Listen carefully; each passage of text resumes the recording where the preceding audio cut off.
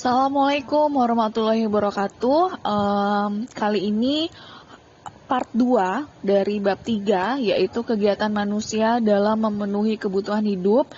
Kamu bisa dengerin ini sambil mencatat sedikit-sedikit mungkin yang mungkin kamu perlu atau menurut kamu penting, bisa kamu pause, kamu bisa dengerin sambil makan, sambil minum, senyamannya kamu. Dan yang paling penting adalah ibu harap kamu mengerti dan memahami materi yang akan diterangkan dalam video ini. Dan jangan lupa kamu bawa buku paketnya untuk membantu kamu belajar dan mendengarkan video ini.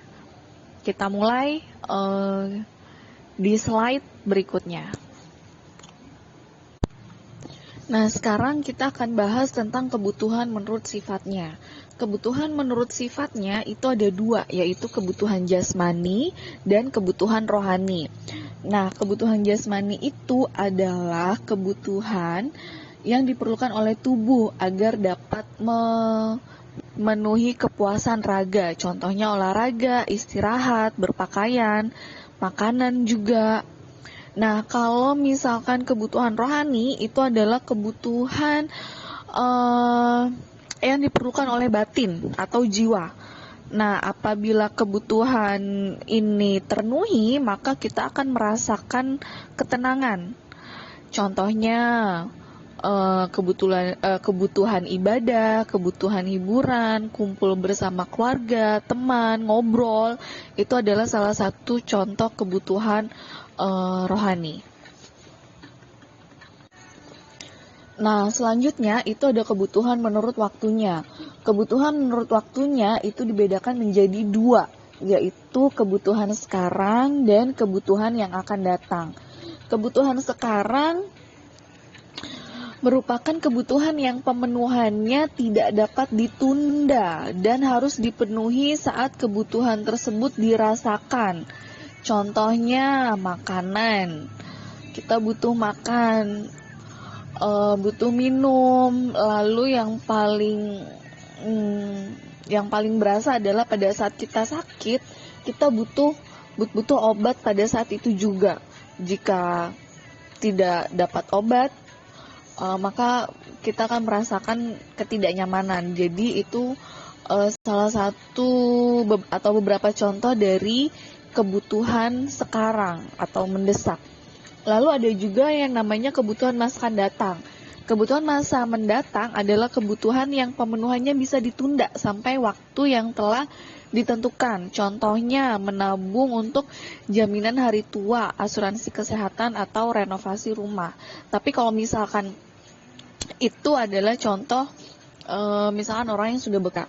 Tapi kalau misalkan kamu itu bisa juga misalkan kamu menabung selama seminggu atau kamu menabung selama 2 minggu supaya kamu bisa makan enak, misalkan makan enak di Pizza Hut atau makan enak di KFC atau misalkan pengen jalan-jalan ke mall.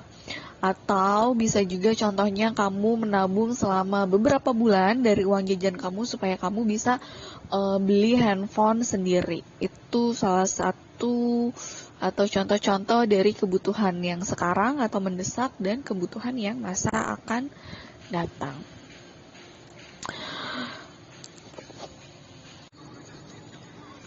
Dan ada lagi juga kebutuhan menurut subjeknya. Kamu bisa lihat di halaman 132, itu kebutuhan menurut subjeknya dibagi menjadi kebutuhan individual dan kebutuhan kelompok atau kolektif. Nah, kebutuhan individu ini berhubungan langsung dengan perorangan dan tidak akan sama dari satu orang ke orang yang lain, itu tidak sama. Contoh kebutuhan individu ya seperti makan, minum, mobil, sepatu, dan kacamata. Itu tergantung dari kebutuhan masing-masing atau keinginan masing-masing. Contohnya, tidak semua orang membutuhkan kacamata, tetapi ada beberapa orang yang memang butuh untuk kacamata. Kacamata itu sendiri juga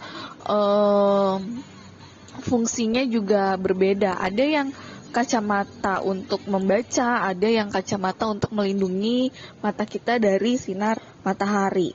Lalu ada juga kebutuhan kelompok atau kolektif. Nah, ini adalah kebutuhan yang dirasakan oleh sekelompok orang secara bersama-sama dan pemenuhannya juga dilakukan secara bersama-sama. Contohnya, kebutuhan akan jalan, jembatan, sekolah, pasar, dan lapangan. Misalkan di daerah rumah kamu jalannya rusak, terus di RT kamu mengadakan iuran atau patungan untuk memperbaiki jalan di depan rumah kamu atau di lingkungan rumah kamu. Nah, ini merupakan contoh dari kebutuhan kelompok. Atau ada juga misalkan di lingkungan rumah kamu belum punya lapangan, tetapi ada lahan kosong yang bisa dimanfaatkan untuk bisa membuat lapangan, maka warga di sekitar lingkungan rumah kamu itu melakukan iuran untuk membuat lapangan yang layak untuk dipergunakan. Lalu submateri selanjutnya adalah alat pemuas kebutuhan. Nah, alat pemuas kebutuhan ini merupakan segala sesuatu yang bersifat dapat memenuhi kebutuhan manusia. Alat tersebut berupa barang dan juga jasa. Alat pemuas kebutuhan yang berbentuk barang atau benda tentunya merupakan jenis alat pemuas kebutuhan yang dapat dilihat, disentuh, dan memiliki berat atau massa. Sedangkan alat pemuas kebutuhan berupa jasa adalah segala sesuatu yang dapat memenuhi kebutuhan yang sifatnya tidak berwujud. Jadi, alat pemuas kebutuhan itu ada yang berupa benda, ada yang berupa jasa, terlihat dan tidak terlihat. Kalau yang berupa barang atau benda itu misalkan shampoo, lalu makeup, lalu misalkan alat kendaraan, alat olahraga, atau yang lainnya. Nah, sedangkan untuk jasa itu misalkan kamu pergi ke salon, lalu dikrimbat, dipijat, atau bisa mungkin pada saat kamu ada acara penting didandanin oleh seseorang atau makeup artis yang dimana kamu harus membayar untuk jasanya mereka. Itu adalah alat pemuas kebutuhan.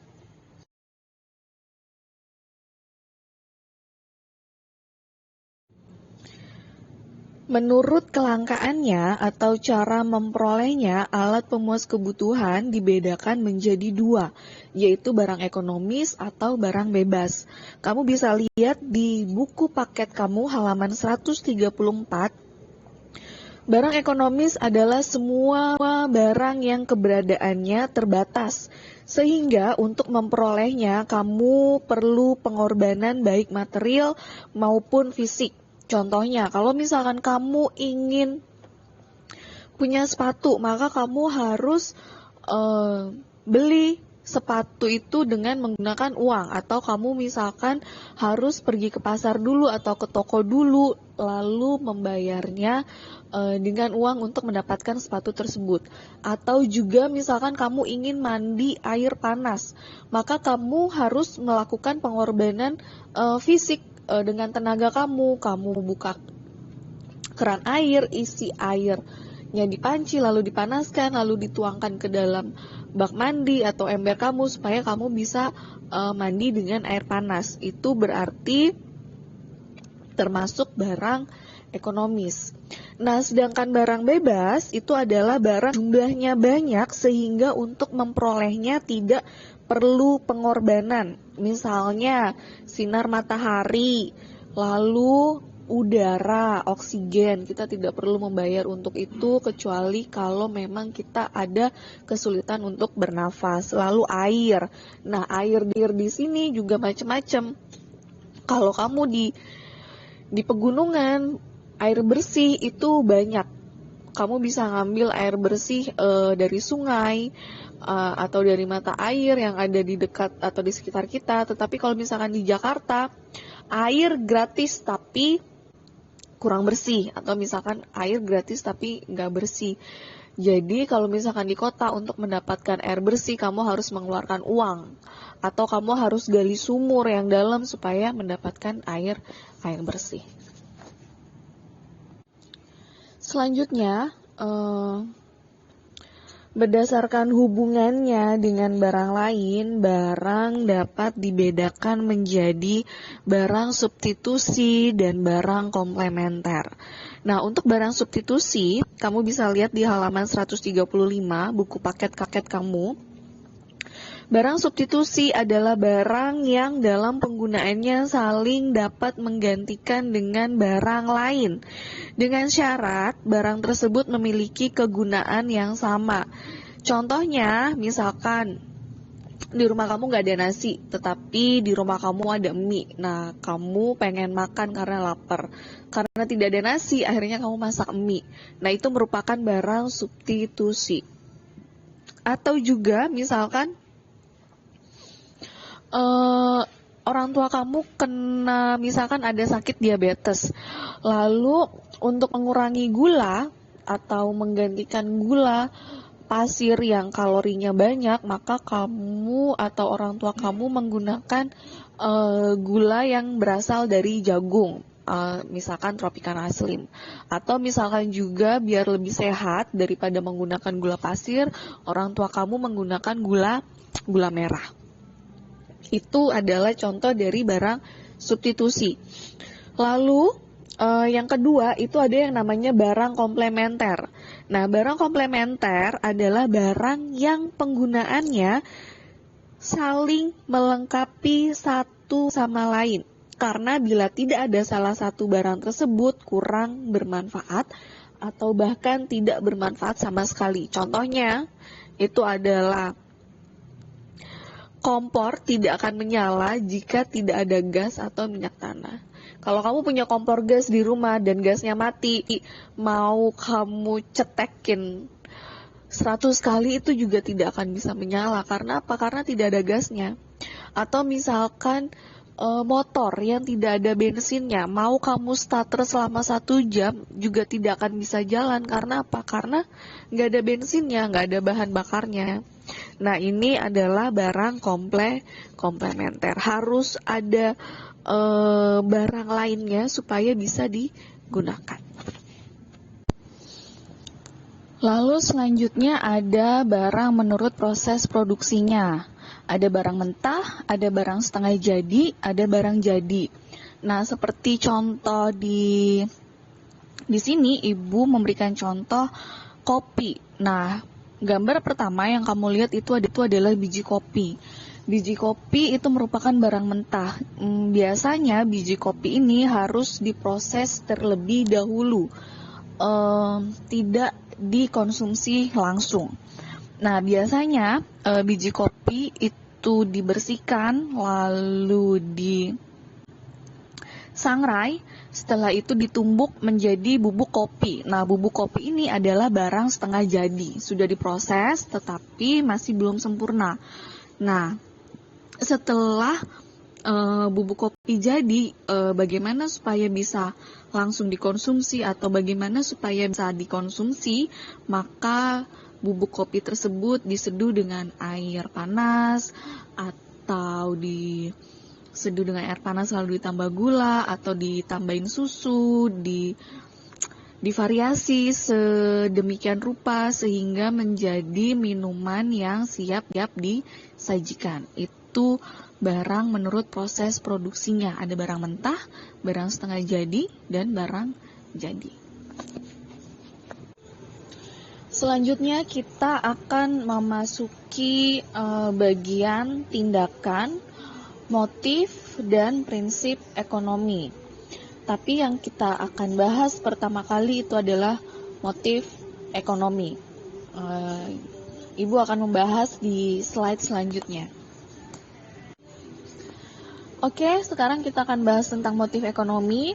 Motif ekonomi adalah adanya alasan yang membuat seseorang melakukan kegiatan ekonomi yang bertujuan untuk memenuhi kebutuhan hidupnya.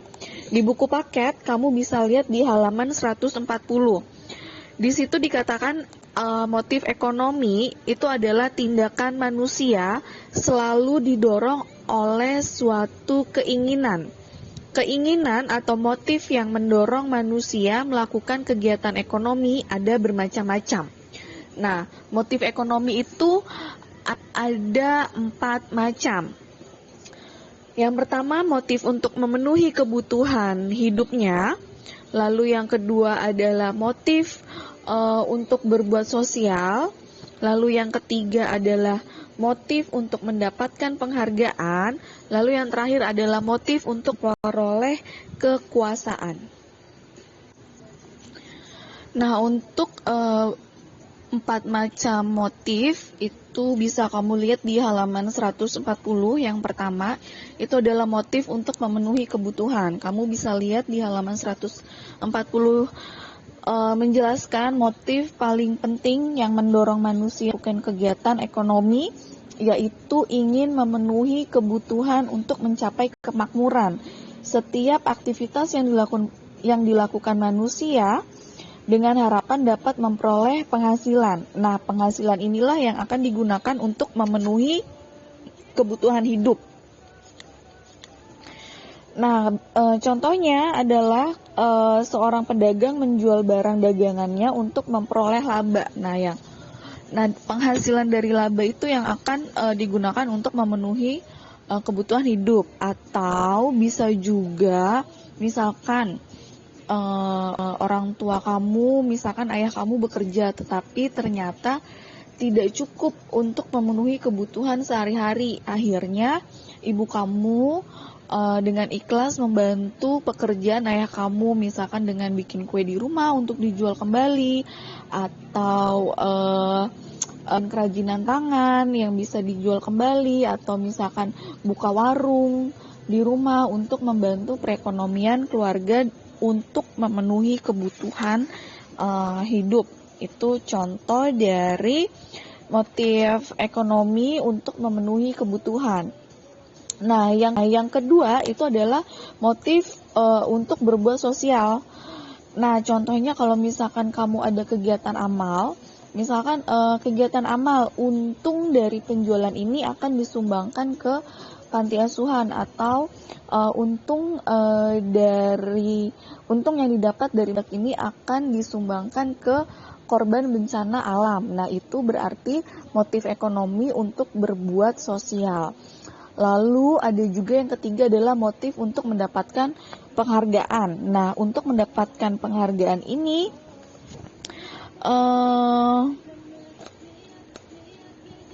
kamu bisa lihat di halaman 141. Contohnya itu penghargaan yang dimaksud bukan sekedar mendapat pujian atau piagam, tetapi juga ingin status yang lebih tinggi dari masyarakat sekitar. Misalkan contoh seorang pemuka agama itu tentu akan lebih dihormati, akan lebih didengar omongannya, nasihatnya dibandingkan dengan orang lain. Itu adalah salah satu contoh dari untuk mendapatkan penghargaan. Atau juga kalau misalkan dari segi pekerjaan adalah misalkan seorang karyawan di suatu perusahaan bekerja dengan giat agar memperoleh penghargaan dari orang lain. Nah, bentuk penghargaannya itu selain dari atasan juga dari perusahaan berupa misalkan bonus atau kenaikan gaji. Lalu yang terakhir itu adalah motif untuk memperoleh kekuasaan. Contohnya adalah keinginan seseorang untuk mendapatkan kekuasaan di bidang ekonomi. Contohnya, seorang pengusaha memiliki cabang perusahaan di tempat lain. Jadi, sehingga tempat usahanya menjadi lebih banyak, beragam, dan tersebar. Itu adalah salah satu contoh motif ekonomi untuk memperoleh kekuasaan, karena tidak hanya di satu tempat aja tetapi juga di banyak tempat. Nah, sekarang kita akan membahas tindakan ekonomi. Istilah tindakan ekonomi bisa disamakan dengan kegiatan ekonomi. Kegiatan ekonomi secara jelas akan kita bahas dalam subbab ini. Nah,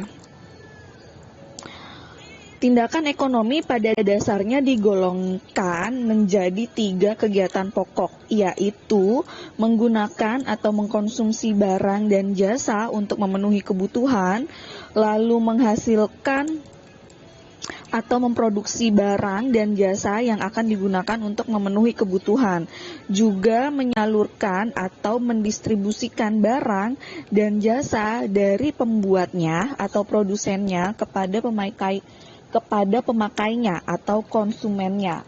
Itu merupakan tindakan ekonomi. Jadi secara garis besar tindakan ekonomi itu adalah kegiatan produksi, kegiatan distribusi, dan kegiatan konsumsi. Nah, untuk kegiatan pertama dalam tindakan ekonomi itu ada produksi. Produksi adalah kegiatan menghasilkan suatu barang atau jasa dengan cara menambah nilai guna barang atau jasa itu sendiri. Nah, produksi ini berasal dari bahasa Inggris, yaitu to produce, yang berarti menghasilkan atau membuat.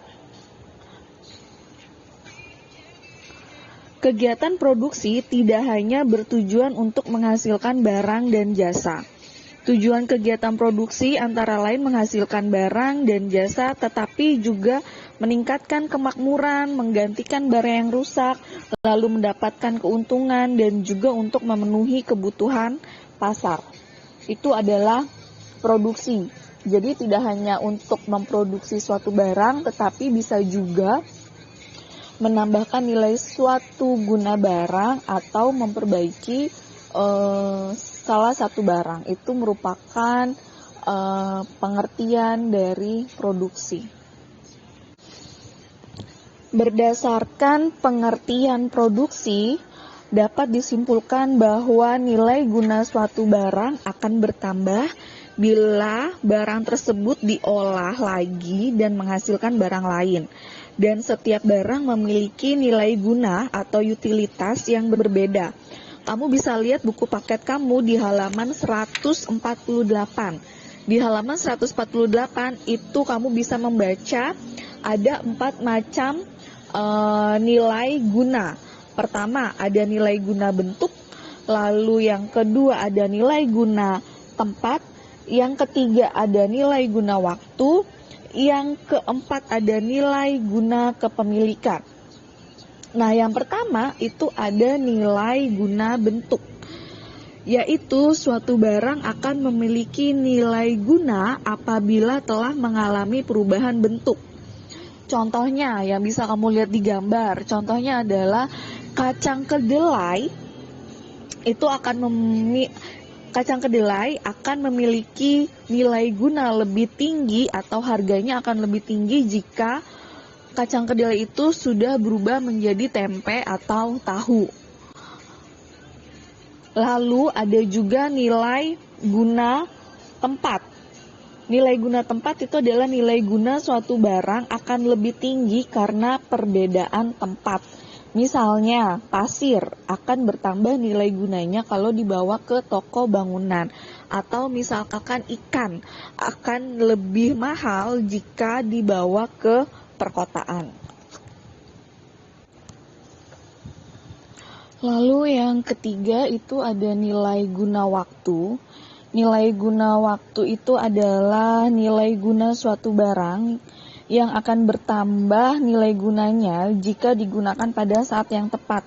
Misalnya, jaket yang digunakan pada saat dingin, payung yang digunakan pada saat hujan, dan obat yang digunakan pada saat sakit. Nah, barang-barang tersebut akan memiliki nilai tambah yang tinggi jika digunakan tepat pada waktunya. Contohnya pada saat hujan, lalu di tengah jalan yang biasanya jas hujan plastik tipis dijual mungkin hanya 7.000 pada saat hari tidak hujan, tetapi pada saat hujan jas hujan yang tipis itu bisa dijual misalkan 15.000 atau bahkan lebih. Nah, itu merupakan nilai guna waktu. Lalu ada juga nilai guna kepemilikan. Nilai guna kepemilikan itu adalah nilai guna barang akan bertambah apabila barang tersebut telah berpindah kepemilikannya. Misalnya, contohnya aja deh, kayak misalkan salah satu klub sepak bola Cilegon ya, sebelum diambil alih sama Rans Entertainment yang punya Raffi Ahmad, itu tidak ada sponsornya, tidak ada sumbangan dana dari sponsor, walaupun ada mungkin sedikit, tetapi pada saat klub sepak bola tersebut diambil alih oleh Raffi Ahmad, maka brand-brand yang lain itu merasa tertarik untuk memberikan sponsor di klub tersebut. Karena apa? Karena pemiliknya adalah Rans Entertainment yang dipimpin oleh Raffi Ahmad. Jadi itu adalah salah satu contoh dari nilai guna kepemilikan. Atau juga misalkan salah satu produk makanan akan bertambah tinggi nilainya atau bertambah mahal produknya jika makanan tersebut dibuat oleh chef ternama. Itu salah satu contohnya dari nilai guna kepemilikan. Produksi memerlukan faktor-faktor produksi atau sumber daya ekonomi. Nah, faktor produksi ini dapat dibedakan menjadi 4 faktor produksi, yaitu faktor alam, faktor tenaga kerja, faktor modal, dan faktor kewirausahaan. Nah, faktor produksi alam ini disebut juga dengan sumber daya alam. Faktor produksi alam itu yang diciptakan oleh Tuhan Yang Maha Esa, sehingga manusia dapat menggunakannya dan mensyukurinya. Nah, contoh dari faktor produksi alam itu adalah tanah, air, barang tambang, dan iklim. Lalu yang kedua ada sumber daya manusia atau tenaga kerja yang merupakan salah satu faktor terpenting dalam kegiatan produksi. Apabila sumber daya yang lain jumlahnya melimpah tanpa adanya tenaga kerja, maka kegiatan produksi tidak akan berjalan. Meskipun demikian, keberadaan jumlah sumber daya manusia atau tenaga kerja yang banyak di suatu negara diibaratkan seperti dua sisi mata uang. Positifnya adalah apabila keberadaan tenaga kerja yang banyak tersebut dapat dimanfaatkan dalam kegiatan produksi, maka keberadaan tenaga kerja yang banyak ini dapat memberikan keuntungan yang besar buat negara. Akan tetapi apabila keberadaan tenaga kerja yang banyak tapi tidak dapat dimanfaatkan dalam kegiatan produksi atau malah menjadi pengangguran, maka keberadaan tenaga kerja yang besar ini akan menjadi beban bagi negara. Nah, pembahasan ini kamu bisa lihat di halaman 150, dimulai dari halaman 150 sampai dengan 152. Di situ kamu bisa lihat faktor produksi alam, faktor produksi tenaga kerja. Nah, faktor produksi kerja ini ternyata ada tenaga kerja terdidik, yaitu seperti guru, dokter, pengacara, konsultan, dan lain sebagainya, dan juga ada tenaga kerja terlatih. Tenaga kerja terlatih ini yang memiliki keterampilan yang terlatih seperti montir, sopir, atau penjahit. Nah, ada juga tenaga kerja yang tidak terdidik dan tidak terlatih, adalah tenaga kerja yang tidak mempunyai keterampilan atau kemampuan seperti tukang sapu, tukang sampah, dan kuli bangunan. Lalu di halaman 151 itu ada yang namanya faktor produksi modal, atau yang ketiga ada faktor produksi modal. Di sini dikatakan modal adalah segala hasil produksi yang dibuat oleh manusia dengan tujuan untuk menghasilkan barang atau jasa. Nah, modal ini tidak hanya berupa uang, tetapi juga bisa berupa barang seperti gedung, mesin, bahan mentah, bahan baku yang dapat dilakukan dalam produksi. Lalu kita lihat di halaman 152 itu adalah faktor kewirausahaan. Kewirausahaan adalah kemampuan seseorang atau beberapa orang yang menyatukan semua faktor produksi agar dapat menghasilkan barang tertentu. Faktor produksi ini merupakan kemampuan menjalankan suatu perusahaan sehingga perusahaan tersebut dapat berjalan secara efisien dan menguntungkan. Dan kewirausahaan itu juga sangat besar peranannya sebagai penentu dalam pelaksanaan serta hasil yang ingin dicapainya.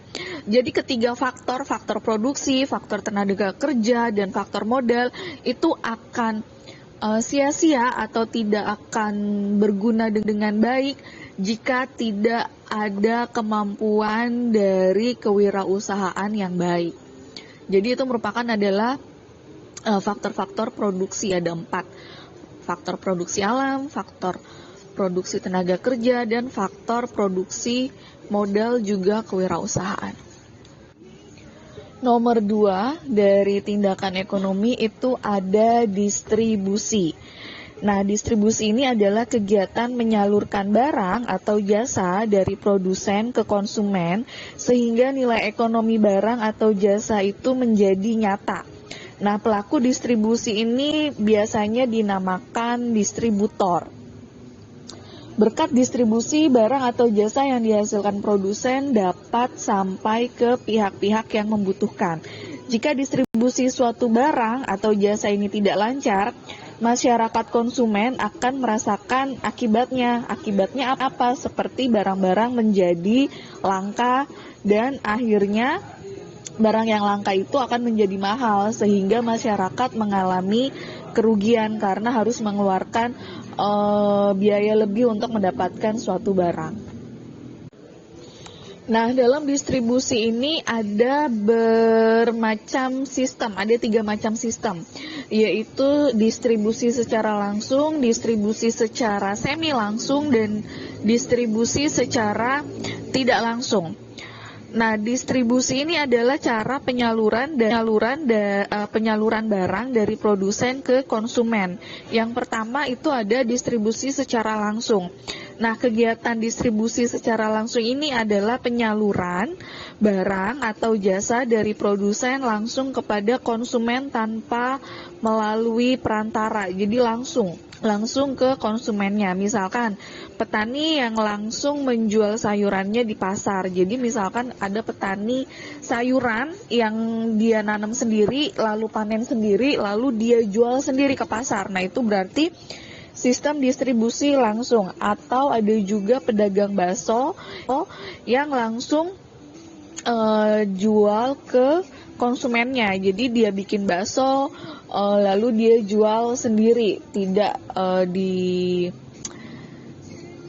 dikasih ke perantara atau tidak untuk dijual lagi sama orang lain. Nah, itu adalah distribusi secara langsung. Lalu yang kedua itu ada yang namanya distribusi secara semi langsung. Nah, distribusi secara semi langsung itu bedanya apa? Bedanya adalah misalkan ada salah satu produk, misalkan produk Eiger. Produk Eiger itu adalah produk outdoor, produk untuk orang-orang camping, hiking, atau semacamnya. Nah, dia punya pabrik misalkan di Bandung. Selain punya pabrik di Bandung, dia juga mempunyai outlet resmi atau toko-toko resmi di Jakarta, di Bandung, atau di daerah yang lainnya. Jadi dari pabrik Eigernya itu mendistribusikan atau mengantar barang-barangnya itu ke toko-toko resminya Eiger. Jadi itu salah satu contoh untuk secara tidak langsung. Atau misalkan bisa juga seperti ini, kamu beli tas yang mereknya Dior misalkan seperti itu. Sebenarnya Dior itu memproduksinya itu tidak di Indonesia tetapi dari luar, misalkan dari Prancis. Nah, merek tas Dior tersebut mendistribusikan tasnya ke Indonesia melalui toko resminya. Nah, itu berarti distribusi secara semi langsung. Nah, yang ketiga itu ada distribusi secara tidak langsung. Distribusi secara tidak langsung adalah kegiatan penyaluran barang atau jasa dari produsen kepada konsumen melalui perantara. Nah, perantara tersebut ada pedagang, ada agen, ada komisioner, ada makelar, ada importir, ada eksportir. Lalu misalkan dari agen, lalu ke grosir, lalu ke pedagang kecil, sehingga banyak tangan sebelum sampai ke konsumen. Itu merupakan distribusi secara tidak langsung. Contohnya misalkan bensin atau Pertalite atau misalkan gas yang 3 kilo atau yang 12 kilo itu dari Pertamina menyalurkan ke agennya, ada agen gasnya, lalu dari agen gasnya itu baru ke warung-warung di sekitar rumah kita. Nah, itu merupakan sistem distribusi secara tidak langsung. Ibu harap kamu sampai di sini mengerti ya. Yang terakhir ada konsumsi. Konsumsi adalah setiap kegiatan memakai, menggunakan, atau menghabiskan kegunaan setiap barang atau jasa baik secara berangsur-angsur maupun sekaligus habis. Kamu bisa lihat di halaman 153. Jadi kegiatan konsumsi itu ada 2 bentuk konsumsi. Yang pertama mengurangi nilai guna barang, yang kedua adalah menghabiskan nilai guna suatu barang atau jasa. Yang pertama, mengurangi nilai guna suatu barang itu contohnya konsumsi terhadap pakaian, sepatu, tas, televisi, atau lain sebagainya. Jadi dia mengurangi nilai guna barang. Jadi kalau misalkan nggak habis, misalkan walaupun rusak masih ada wujudnya, masih ada barang rusaknya, tetapi kalau misalkan konsumsi yang menghabiskan nilai guna, kalau yang pertama tadi itu mengurangi, kalau yang kedua itu menghabiskan. Yang menghabiskan itu contohnya nasi, kamu makan habis, lalu sabun cuci dipakai habis, lalu sabun pun, misalkan sabun batangan, lama-lama sabunnya habis. Nah, itu adalah 2 jenis konsumsi, mengurangi atau menghabiskan. Lalu dalam konsumsi itu dibagi menjadi 3, yaitu kegiatan ekonomi rumah tangga, kegiatan ekonomi perusahaan, dan kegiatan ekonomi negara. Yang pertama itu adalah kegiatan ekonomi rumah tangga. Rumah tangga itu adalah seluruh individu yang tinggal dalam satu atap dan membuat keputusan secara bersama. Rumah tangga keluarga biasanya terdiri atas ayah, ibu, dan anak-anak. Nah, setiap anggota keluarga memiliki kebutuhan hidup yang berbeda-beda. Begitupun juga satu keluarga dengan satu keluarga yang lain mempunyai perbedaan tingkat konsumsinya yang dipengaruhi oleh pendapatan, jumlah anggota keluarga, lalu gaya hidup keluarga tersebut, latar belakang pendidikan atau lingkungan tempat tinggal. Setiap rumah tangga berupaya sedemikian rupa dalam upaya untuk memenuhi kebutuhannya. Nah, setiap rumah tangga sebaiknya selalu menyelaraskan antara tingkat pendapatan dengan tingkat pengeluaran rumah tangganya. Jadi, istilahnya jangan sampai pengeluarannya lebih besar, tetapi pendapatannya tidak sesuai dengan pengeluarannya. Jadi misalkan penghasilan satu keluarga satu bulannya 7 juta, tetapi pengeluarannya bisa sampai 8 juta atau 9 juta per bulan. Itu berarti sudah lebih besar pendapatannya daripada pemasukannya. Nah, dan itu bisa menjadikan kondisi keuangan dalam rumah tangga tersebut tidak sehat. Karena apa? Karena pendapatannya lebih sedikit daripada pengeluarannya. Kamu bisa lihat di halaman 155, di situ menjelaskan tentang kegiatan ekonomi rumah tangga keluarga dan juga kegiatan ekonomi rumah tangga perusahaan. Nah, perusahaan itu merupakan tempat berlangsungnya proses produksi. Pada saat memproduksi barang, perusahaan ini memerlukan bahan baku, tenaga kerja, dan juga modal. Pada saat perusahaan ingin menghasilkan barang atau jasa, maka perusahaan menentukan bahan bakunya itu apa, mesin yang digunakan itu harus seperti apa, dan jasa tenaga kerjanya itu harus bagaimana dalam pengoperasiannya dan juga dalam produksinya. Maka perusahaan dalam hal ini bukan hanya melakukan kegiatan produksi, akan tetapi juga menggunakan bahan baku atau mengkonsumsi bahan baku, mengkonsumsi tenaga kerja, dan menggunakan modal dalam proses produksinya. Adanya penggunaan bahan baku, mesin, tenaga kerja, dan modal dalam kegiatan produksi berarti perusahaan juga melakukan kegiatan konsumsi. Namun bedanya dengan kegiatan rumah tangga keluarga itu adalah kegiatan konsumsi perusahaan memiliki makna yang berbeda, yaitu kegiatan konsumsi yang dilakukan untuk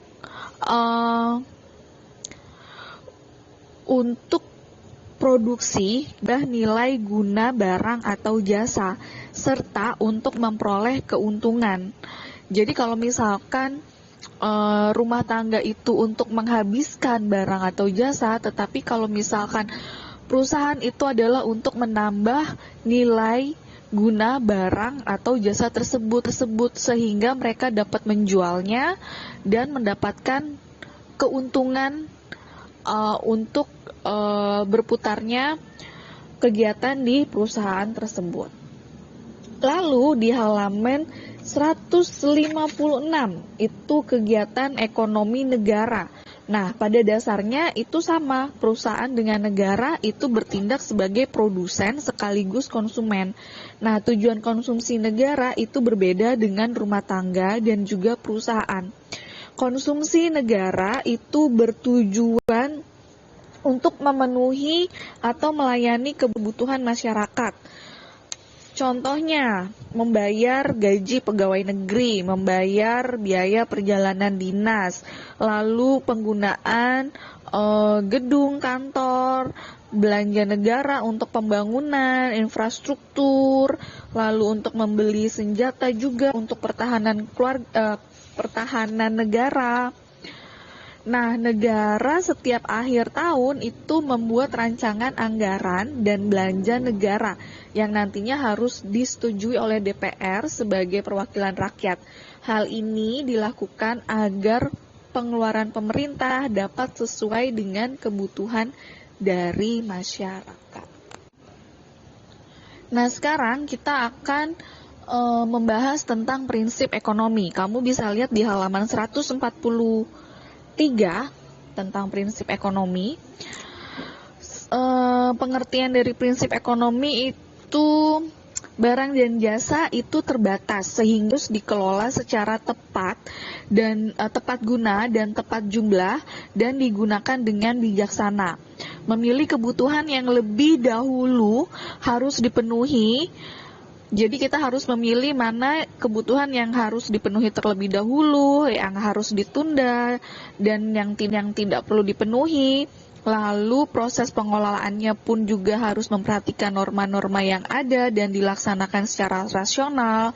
Misalkan apakah produksinya akan berdampak buruk bagi alam atau berdampak buruk bagi sosial, itu juga harus dipikirkan. Lalu semua kegiatan tadi juga harus diterapkan agar sumber daya bisa dimanfaatkan secara optimal dan tidak habis. Lalu kesejahteraan dan juga kemakmuran masyarakat pun juga harus dipikirkan. Ini berkaitan dengan sumber daya alam, manusia, modal, dan lain sebagainya. Dan tindakan yang tepat adalah tindakan yang berdasarkan atau berlandaskan prinsip ekonomi.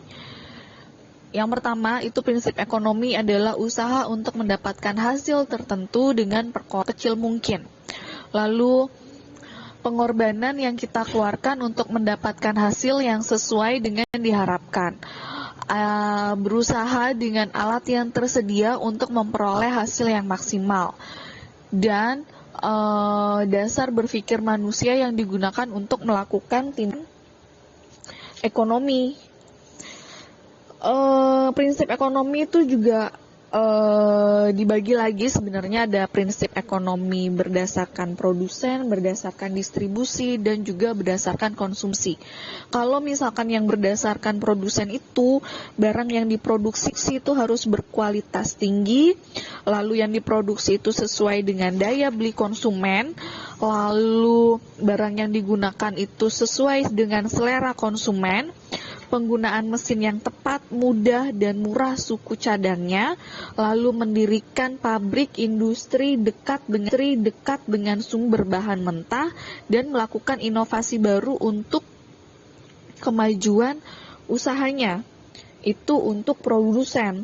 Nah, untuk konsumen itu kita harus menyusun skala prioritas. Mana dulu nih yang lebih penting?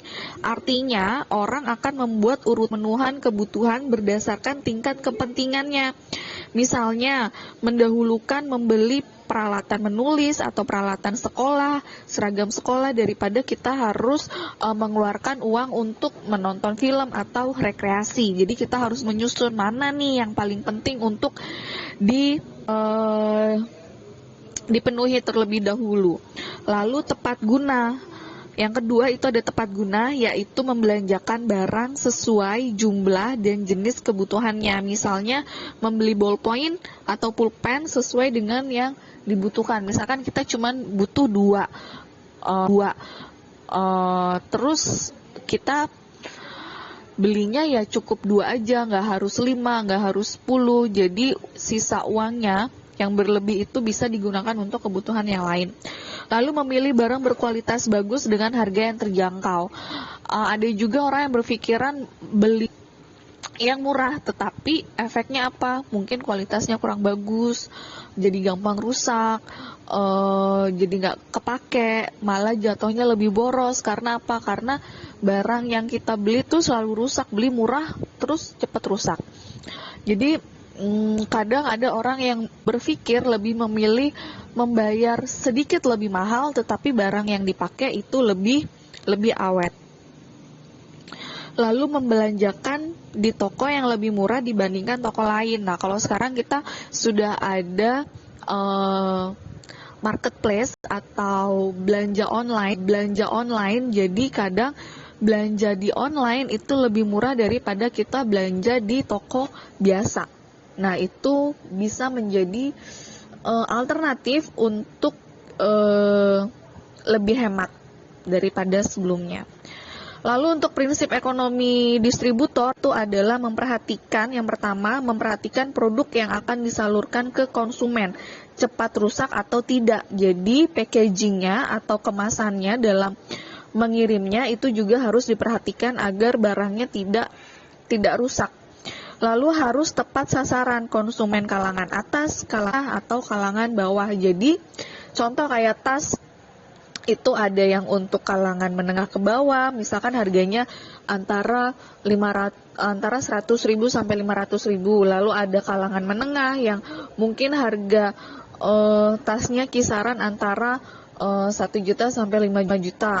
Dan juga ada kalangan atas yang misalkan harganya antara 10 juta sampai 50 juta. Lalu juga ada kalangan untuk yang super kaya yang bisa harganya sampai ratusan juta. Itu sudah ada kelas-kelasnya tersendiri. Lalu memperhatikan sarana transportasi yang diperlukan, butuh cepat atau enggak. Kalau misalkan butuh cepat, mungkin kita harus menggunakan pesawat untuk mengirim barangnya. Tetapi kalau misalkan tidak, mungkin lewat jalur darat atau jalur laut, mungkin itu bisa menjadi alternatif supaya biaya ongkosnya tidak terlalu mahal.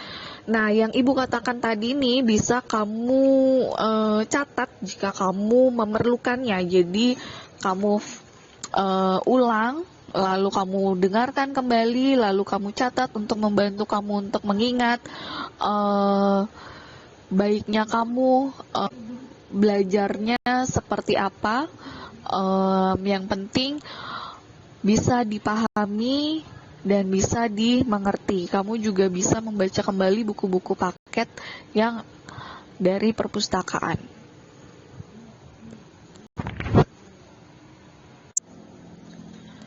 Untuk kali ini cukup sekian. Ibu harap kalian bisa memahami dan mengerti. Enaknya kalau dengan video pembelajaran adalah kamu bisa mengulang kembali, kamu bisa dengerin di mana aja, kamu bisa dengerin kapan aja, bisa kamu ulang berkali-kali. Kalau misalkan kamu ada yang kurang mengerti, kamu bisa mencatat di buku kamu, diulang kembali di menit yang mana kamu yang belum paham, lalu dicatat, lalu didengarkan kembali. Dari Ibu cukup sekian, semoga kita semuanya sehat dan bisa kembali ke sekolah tatap muka untuk melanjutkan pembelajaran. Terima kasih. Assalamualaikum warahmatullahi wabarakatuh.